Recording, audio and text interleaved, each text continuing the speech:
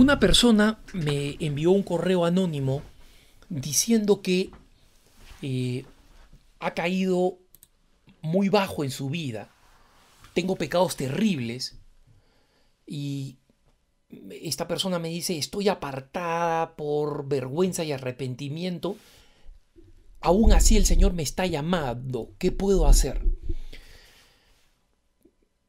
Miren, hermanos, nosotros tenemos que comprender que el, la acreditación que nos hace católicos es el hecho de saber que somos pecadores. El mismo San Luis María Griñón de Montfort o San Bernardo de Claraval, estos grandes amantes de la Virgen María, decían que la madre era especialmente tierna con aquellos que eran pecadores, porque les producía profunda compasión las ovejas perdidas del redil.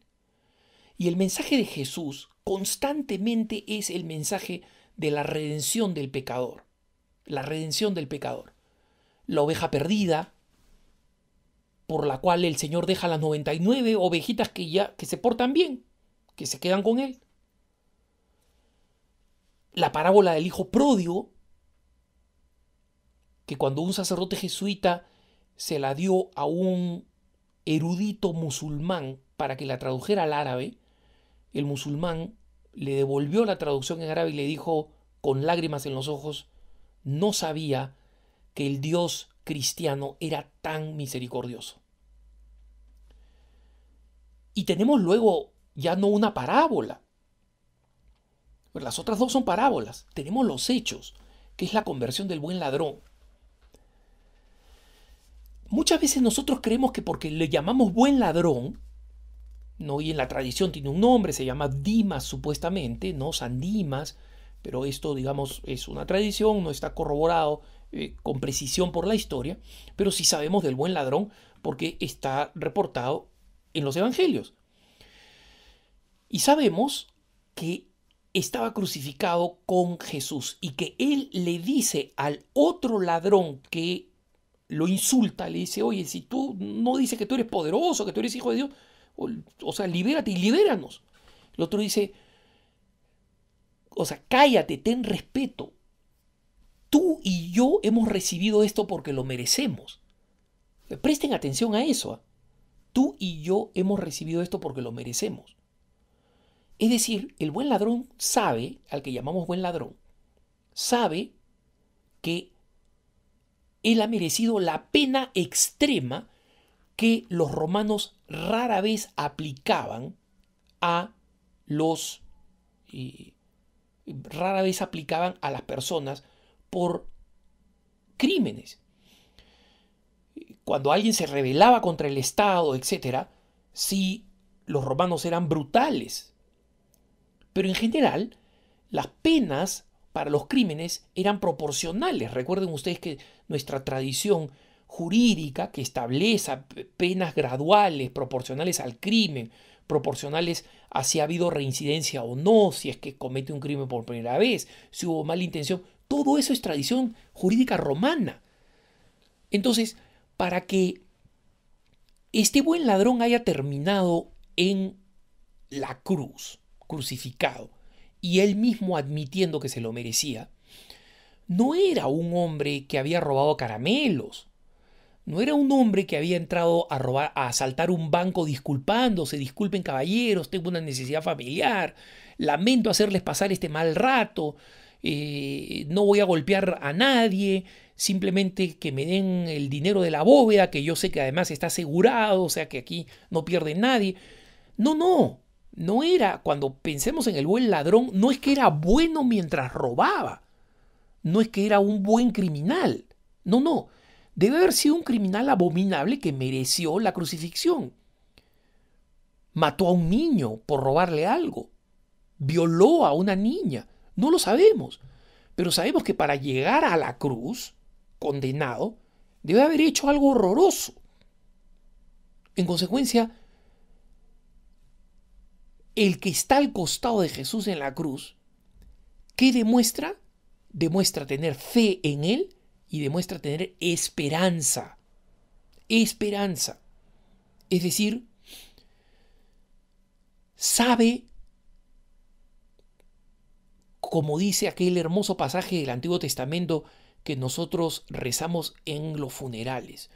Yo sé que mi Redentor vive y sé que Él mismo, me va a llamar a mí, me va a sacar de la tumba. Y eso no solamente es una proclamación de la resurrección, es una proclamación de lo que el Señor hace respecto de nosotros, sacándonos de la miseria del pecado. Y por eso es que el Señor era tan feroz con los fariseos. Lo he dicho múltiples veces y no me voy a cansar de repetirlo.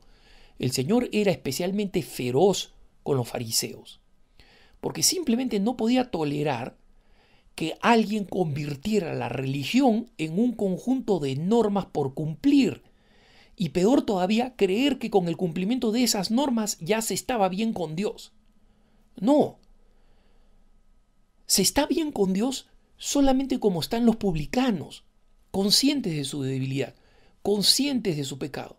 Y en consecuencia, paradójicamente, curiosamente, pero por efectos del amor redentor de Dios, aquellos que están en la práctica más alejados, más abandonados, más lejos por efecto de sus miserias y sus pecados, están en la mejor disposición para entender la grandeza de la misericordia de Dios, porque entienden su nada y comprenden la grandeza del amor de Dios, y entonces están dispuestos a salir al encuentro con el corazón de un publicano, no de un fariseo.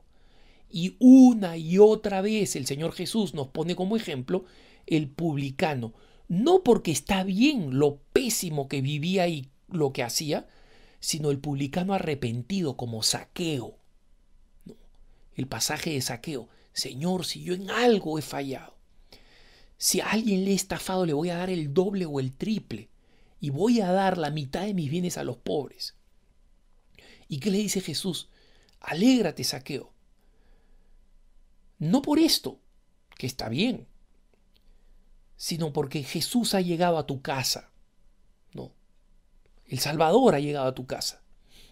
Y tu casa, como sabemos, es una referencia a la persona, al ser humano, que es el templo del Espíritu Santo. Entonces, lo curioso es esto: ser un pecador, no importa cuán miserable, no es una rareza, no es un caso complicado, no es algo que la iglesia no sabe cómo manejar, no es algo que Jesús no tenía contemplado, no es algo que hace que nosotros nos rasquemos la cabeza y digamos, caramba, ¿cómo manejamos esto? Nosotros que somos todos perfectos aquí en la iglesia, ¿cómo manejamos una persona así? No, ese es el estado natural de los católicos. Somos pecadores. Unos más, unos de una forma, otros de otra, unos más graves, unos han ido más lejos de Dios, como el hijo pródigo que se perdió completamente y se fue a otras tierras que ni siquiera eran territorio judío, otros menos, pero eso no es lo que importa es la firmeza del retorno. El hijo pródigo regresa y dice: Padre, no soy digno de llamarme hijo tuyo, he pecado contra el cielo y contra ti. ¿Y cuál es la respuesta del padre? No es: bueno, me alegra que hayas reconocido el mal que has hecho, pide perdón, te quedas castigado en tu cuarto y vamos a ver qué medidas tomaremos y si es que realmente te tomo de vuelta, ¿no? Y como me has pedido que te trate como a uno de mis sirvientes, uno de mis jornaleros, ¿no? Voy a ver qué trabajo duro, indigno, punitivo, castigador te consigo. No, fiesta, ha vuelto el hijo. Tanta fiesta que, como sabemos, hasta el hermano mayor se enoja, ¿no? Y el mismo hijo, el mismo padre que representa a Dios, le tiene que explicar: no, hijo, alégrate porque alguien que estaba muerto ha vuelto a la vida. Y en consecuencia, el retorno de un pecador, el retorno de cualquier pecador, ten la certeza, hermano, hermana, que ningún pecado que tú hayas cometido no es ya conocido largamente por Dios y por la iglesia. Y vuelve. Vuelve mediante el sacramento de la confesión, vuelve mediante el arrepentimiento, vuelve mediante el amor, vuelve mediante los caminos que la Santa Madre Iglesia nos ofrece, y se acabó la historia. Se acabó la historia. Ven a casa. Que tengas un buen día.